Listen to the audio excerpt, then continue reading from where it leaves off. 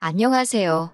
저는 결혼을 앞두고 있던 20대 후반의 여성입니다. 사람이라면 누구나 남에게 멋져 보이고 싶고 잘나 보이고 싶다는 거 저도 공감합니다. 하지만 뭐든지 정도껏 해야 얘기로 봐주고 넘어갈 수 있는 거 아닌가요? 저와 결혼을 앞두고 있던 남자친구는 지역 모임에서 만났습니다. 제가 지금 다니는 회사에 취업을 하게 되면서 이사를 오게 되었는데 동네에 친구가 한 명도 없으니 외롭고 심심하더라고요. 그래서 동네 친구를 사귈 겸 동네 사람들이 자주 이용한다는 지역 모임에 가입을 하게 되었습니다. 처음에는 온라인에서 대화를 주고받다가 정모에 참석하게 되었거든요. 그곳에서 남자친구를 알게 되었네요.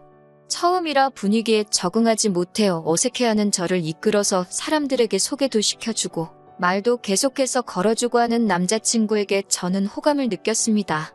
그리고 남자친구는 정모 이후로도 저에게 적극적으로 연락을 취해왔기 때문에 저희는 자연스럽게 연인으로 발전하게 되었습니다. 사귀고 얼마 지나지 않았을 때부터 남자친구는 저랑 결혼하고 싶다고 몇 번을 이야기하더라고요. 하지만 남자들이 원래 연애 시작하면 꼭 결혼 이야기를 하잖아요. 그렇기에 저는 그렇게 진지하게 받아들이지는 않고 있었습니다. 결혼 이야기를 할 만큼 나를 많이 좋아한다고만 생각했어요.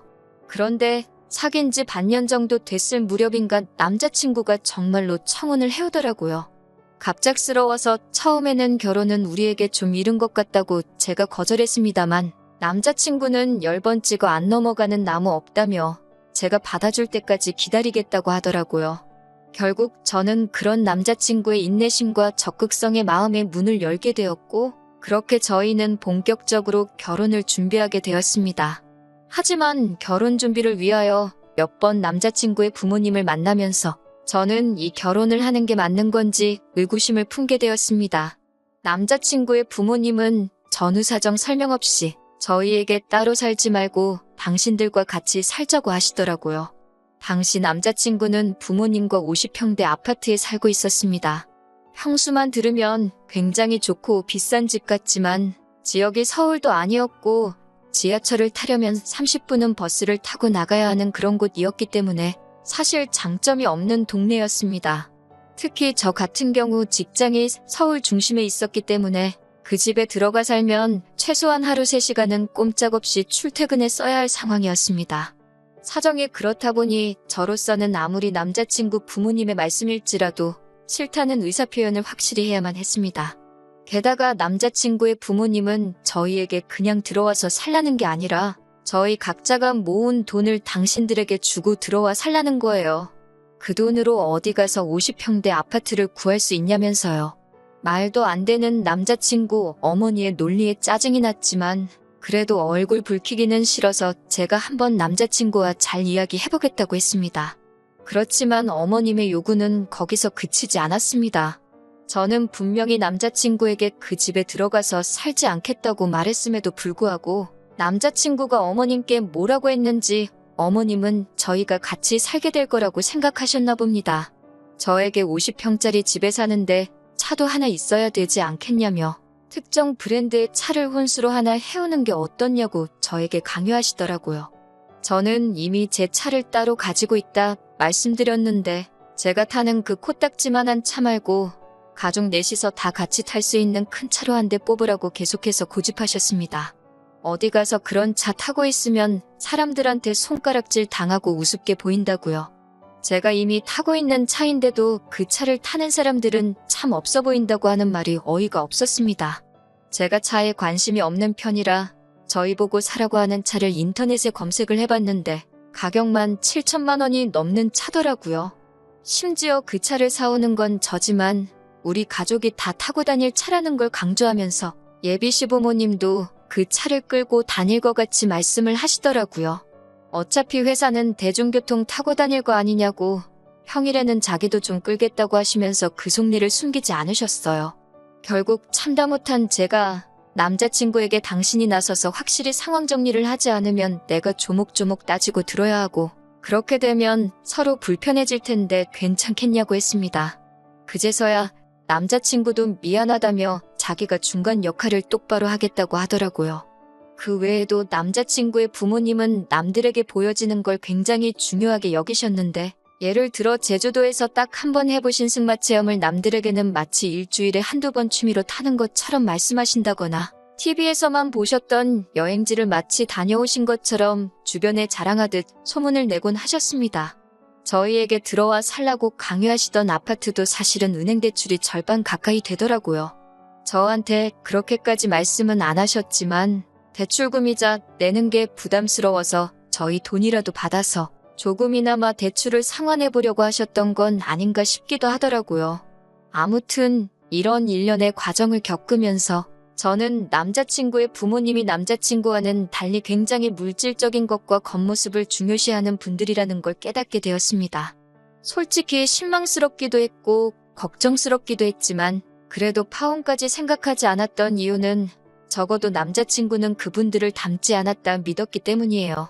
남자친구는 어머님과 아버님이 그런 말씀을 하실 때마다 민망하다는 듯이 저에게 이해해달라며 미안해하기도 했고, 입버릇처럼 자기는 사람을 볼 때 항상 내면을 가장 중요하다 생각한다고 했거든요. 실제로 여러 가지 동호회 활동을 하고 있는 남자친구 주변에는 다양한 사람들이 있었기 때문에 저는 그 말을 철석같이 믿었습니다. 하지만 얼마 전 남자친구와 청첩장 디자인을 고르다 하객에 관해서 이야기를 나누게 되었거든요. 그러면서 남자친구에게 크게 실망을 하게 되었습니다. 남자친구가 저에게 누구누구를 부를 거냐고 먼저 물어보더라고요. 사실 결혼식이 저를 위한 자리이기도 하지만 저희 부모님을 위한 자리이기도 하잖아요. 그렇다 보니 제가 일단 우리 부모님한테 여쭤보긴 해야 되겠지만 친척분들하고 친구분들을 부르실 것 같다고 말했습니다. 저 또한 어린 시절부터 친했던 친구들 위주로 부를 예정이라고요. 그러자 남자친구는 약간 곤란하단 표정을 짓더니 혹시 그럼 그 사람들 사진이나 직장 같은 걸 자기에게 이야기해 줄 수 있냐고 묻더라고요. 그런 게 왜 궁금한지 이해가 쉽게 되지 않아서 왜 필요한 건지 말해달라고 했어요. 그러자 결혼식의 품격과 수준을 위해서 그런 거라며 우리 둘에게도 그 편이 좋다는 거예요. 그러면서 자기가 작년에 중학교 시절 친구의 결혼식에 갔었는데 신부 쪽 가족 중에 몸이 불편하신 분이 있었다면서 그 사람 때문에 사람들도 웅성거리고 사진 찍을 때도 식사를 할 때도 모든 것이 지연되었다면서 보기 안 좋았다고 하더라고요. 저는 남자친구의 그런 말에 굉장히 놀랬고 정말 깨더라고요. 하지만 최대한 그런 티는 내지 않으면서 그럼 우리 결혼식엔 어떤 사람들이 왔으면 좋겠냐고 물으니 일단 기본적으로 체형은 평균이었으면 좋겠고 외모는 중간 이상은 되었으면 좋겠대요. 부모님, 친구분들 중에서도 좀 사회적으로 명망이 있으신 분들이 오시면 좋겠다고 하더군요. 그러면서 장인어른도 공무원이시고 장모님도 선생님이시니까 그런 거야 뭐 걱정 안 해도 되겠지라고 확인하는 남자친구에게 솔직히 정이 뚝뚝 떨어지더라고요. 제가 그럼 남자친구 쪽 부모님 친구분들은 어떤 분들이냐 물으니 그건 자기가 알아서 할 테니까 신경 안 써도 된다고 하는데 솔직히 저희 부모님만큼이나 남자친구 부모님도 평범한 분들이시거든요. 남자친구 어머님은 과거엔 보험회사에 다니셨었고 아버님은 작은 가게를 운영했던 걸로 알아요. 세상 직업에 귀천이 없는 것이고 세상에 저보다 잘난 사람이 얼마나 많은데 남자친구가 저렇게 기고만장한 건지 어이가 없어서 웃음이 날 지경이었습니다. 저는 남자친구에게 웃기지도 않는다고 말도 안 되는 소리 좀 하지 말라고 했어요. 우리 결혼식이 무슨 연예인 뽑는 선발대회도 아니고 우리가 무슨 자격으로 사람을 골라서 초대하냐고요. 누구든 와서 진심으로 축하해주면 그걸로 감사하고 고마운 일 아니냐고 했습니다. 남자친구는 저더러 뭘 몰라도 너무 모른다면서 그럼 어른들이야 그렇다 쳐도 적어도 제 친구들만큼은 좀 수준 있는 여성들로 초대하라고 하더군요. 저는 속으로 그럴 일은 절대로 없을 거다라며 콧방귀를 뀌었습니다. 이때도 파혼까지는 생각하지 않았는데 그 이유는 저런 썩어빠진 정신머리는 살면서 뜯어 고쳐놓으려고 했거든요. 하지만 그럼에도 불구하고 제가 남자친구와 결국 헤어지기로 마음을 먹은 이유는 남자친구의 노트북에서 보지 말아야 할 것을 봤기 때문이에요. 그날도 평소처럼 남자친구와 결혼식에 관한 세부적인 사항도 정할 겸해서 카페에서 만나 데이트를 하고 있었습니다. 그러다 남자친구가 화장실을 간다고 잠시 자리를 비웠는데 배탈이라도 난 건지 오래 돌아오지 않더라고요. 그러다 남자친구가 두고 간 노트북이 눈에 띄었습니다. 평소라면 별 관심이 없었을 텐지만 그날따라 친구들하고 도대체 무슨 이야기를 하는지 궁금해지더라고요. 남자친구의 노트북 비밀번호는 사실 이미 데이트를 하면서 의도치 않게 여러 번 본 적이 있어서 내용을 보는데 아무런 문제가 없었습니다. 하지만 차라리 보지 않았다면 나았을까요? 남자친구는 제가 친구들과 찍은 사진을 바탕으로 무슨 발표자료처럼 정리를 해놓았더라고요. 이 친구는 얼굴이 A급이다. 이 친구는 다니는 회사가 좋다던가. 또 다른 한 친구는 얼굴은 예쁘지만 조금 싸 보이고 직업도 별로다 등등. 제 친구들을 외모, 학벌, 직업 등등 해서 자기가 뭐라고 제 친구들을 등급을 매기고 있었던 겁니다. 결혼식을 앞두고 저희 주변 여러 친구들에게 남자친구를 소개하기도 했었고 평소에도 제가 남자친구에게 친구들에 대해서 자주 이야기했기 때문에 남자친구도 제 친구들에 대해서 학교나 직업 같은 기본적인 이야기는 들어서 알고 있었거든요. 저는 어이가 없었지만 그래도 남자친구에게 확실히 이런 짓을 한 의도가 뭔지 물어봐야겠다 생각했습니다. 어떤 오해나 의심만으로 경솔하게 파혼을 하고 싶지는 않았으니까요. 하지만 안타깝게도 제 추측은 정확히 맞아떨어졌습니다. 곧 화장실에서 남자친구가 돌아왔고 저는 솔직하게 몰래 노트북을 살펴본 것부터 사과를 했습니다. 하지만 남자친구는 예상과 달리 놀라지도 않았고 화도 내지 않더라고요. 저는 남자친구에게 제가 발견한 것들에 대해서 말하고 도대체 왜 이렇게까지 내 친구들을 분류하고 정리해놓았는지 그 이유가 도대체 뭐냐고 물었습니다. 그러자 남자친구는 저번에 자기가 이야기하지 않았냐며 자기는 우리 결혼식에 수준 있고 교양 있는 여성분들만 참석해서 자리를 빛내주길 바란다고 하더군요. 대체 왜 그렇게까지 해야 하냐고 묻자 자기가 결혼식에 초대한 하객들은 대부분 다 돈이 많고 학벌도 좋은데 그런 친구들에게 걸맞는 여자들을 보여줘야지 훗날 우리가 그 덕을 좀 보지 않겠냐고 오히려 저에게 대묻더라고요. 그제서야 아니라고 믿었던 내 남자친구가 정말 정신이 썩어빠진 인간이었다는 걸 실감하게 되었습니다. 저는 남자친구에게 내 친구들이 무슨 한우도 아니고 등급 매겨서 장사를 하려는 거냐고 화를 냈습니다.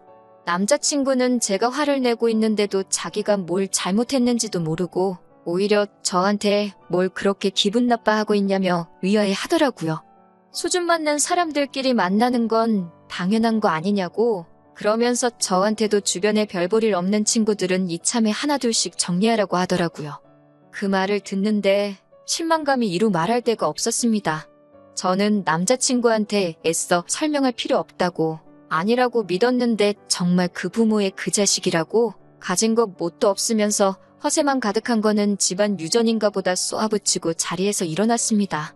네가 점수 매겨놓은 내 친구들보다 잘난 점이 뭐가 있냐고 어디 한번 스스로한테도 등급을 매겨보라고 당장 학벌이고 직업이고 대단한 거 하나 없는 사람이 감히 타인을 평가질 하고 있냐고 소리쳤습니다. 그동안 연애를 하면서도 제가 이 정도로 화를 낸 적이 없었어서 그런가 남자친구는 말도 제대로 못하고 얼어있더라고요. 저는 남자친구한테 결혼이고 뭐고 다 끝이라고 참는데도 정도가 있다고 말하고는 뒤도 돌아보지 않고 자리를 나왔습니다. 그렇게 결혼을 앞두고 파혼을 하게 되었습니다. 남자친구와는 모임에서 만났기 때문에 이 모임 저 모임 발을 담그고 있는 남자친구를 마주치기라도 할까봐 저는 그 뒤로 모임을 그만 나가게 되었습니다. 모임에서도 저희가 결혼을 앞두고 있다는 사실을 알던 사람들이 많았기 때문에 저와 남자친구를 동시에 아는 사람도 많았어요.